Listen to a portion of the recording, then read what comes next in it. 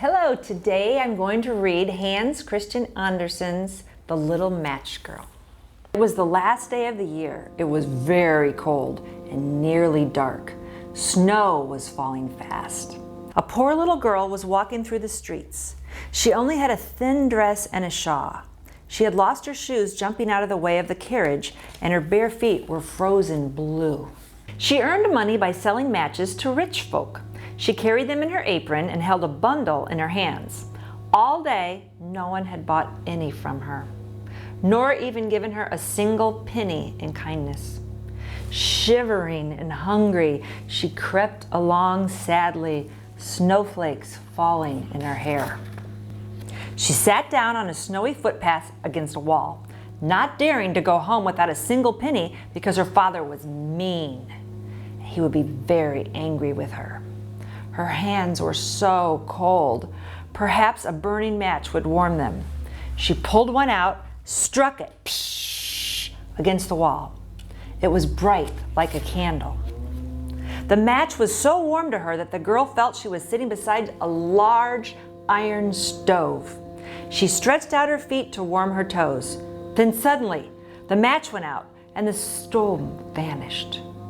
She quickly lit another one, striking it on the wall. This time in the match's light, she thought she saw through the wall to a room inside with a wonderful dinner table.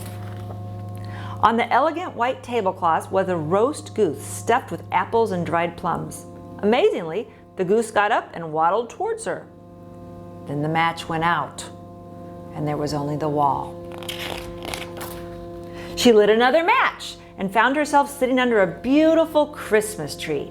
Candles burned on its branches while they were hung with colored ribbons and pretty decorations. She stretched out her hand towards it, and then the match went out. In the darkness, the Christmas lights seemed to burn, rising higher and higher until they were like stars up in the sky.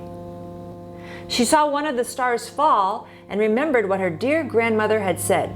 A falling star is a soul going up to meet God. Her grandmother had died some time ago, but the girl still felt her warm love. She struck another match.